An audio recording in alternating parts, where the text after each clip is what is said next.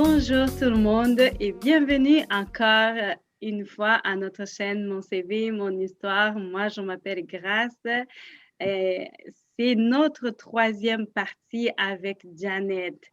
C'est très intéressant. Moi, j'ai été bénie de suivre la première partie et la deuxième partie. Je vous invite, si vous ne l'avez pas fait, à faire de même pour pouvoir aussi faire la suite de notre troisième partie.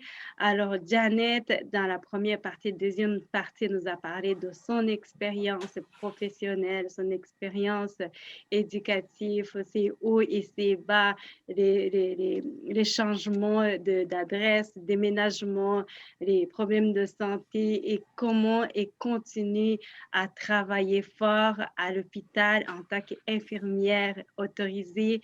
C'est vraiment intéressant. Elle nous a révélé son secret de se réveiller, de prier. C'est vraiment magnifique d'écouter son partage. Moi, personnellement, ça m'encourage. Alors, sans tarder, je vais encore inviter Janet de continuer à nous parler, à nous encourager. Bienvenue, Janet. Oh, merci pour l'expérience. Jeanette, maintenant on va parler de comment tu définis les mots persévérance. Alors, je pense que ça, c'est une bonne question. Mais pour moi, la persévérance est la persistance constante vers un objectif spécifique. Alors, au cours de ce processus de persévérance, il est très important de savoir que Dieu est celui qui vous donne la force pour persévérer. Alors, pour moi, ça, c'est mon définition. Merci. Et une autre question, pendant que tu as eu des difficultés, est-ce que tu peux nous partager qu'est-ce que tu as fait pour réussir? D'après toi, qu'est-ce que tu as fait? Comme les stratégies que j'ai faites. Oui. Les stratégies que j'ai faites pour réussir, vraiment, pour tout le chemin, c'est croire en Dieu que tout va se rendre bien, vraiment.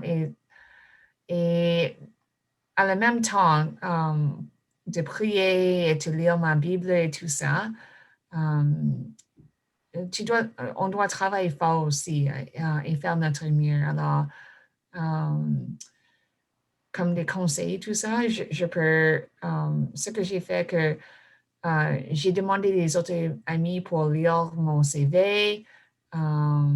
J'ai fait j'ai demandé d'autres infirmières pour de leur expérience, qu'est-ce qu'ils ont fait. Comme j'ai dit avant, j'avais un peu de courage pour donner mon CV à visiter les unités à l'hôpital et puis peut-être pour m'introduire et dire que j'ai l'expérience, mais et tout ça. Alors, c'est vraiment à la fin de la journée, c'est de croire en Dieu, qu'il est avec toi dans le chemin. Merci. C'est des bonnes stratégies. Premièrement, Dieu, mais aussi faites de ton mieux. Et pour finaliser, Jeannette, qu'est-ce que tu nous conseilles ou que tu conseilles aux personnes qui cherchent un emploi dans ton domaine et quelqu'un qui doute de ses capacités? C'est ça, ma question. OK. Je pense qu'une chose pour les personnes qui cherchent un emploi comme infirmière et tout ça, et même si tu cherches un emploi en général, c'est de rappeler que la recherche pour un emploi, c'est un processus. Toujours on pense à la fin, on pense au but. Mais pour toutes les choses qu'on fait, il y a un processus et pour ça, ça prend du temps. Alors, on doit être patient, vraiment. Alors, je pense que d'avoir la confiance avec Dieu avec le processus est très important.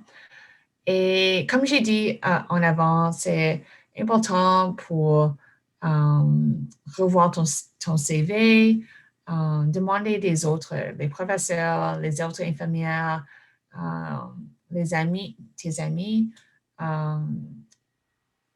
pour revoir ton CV. Peut-être pratiquer les questions d'entrevue aussi. Alors, tu es préparé quand si un gestionnaire, si tu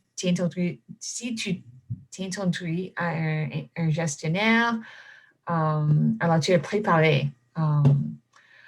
Et je pense qu'une autre suggestion, c'est d'avoir le courage et d'avoir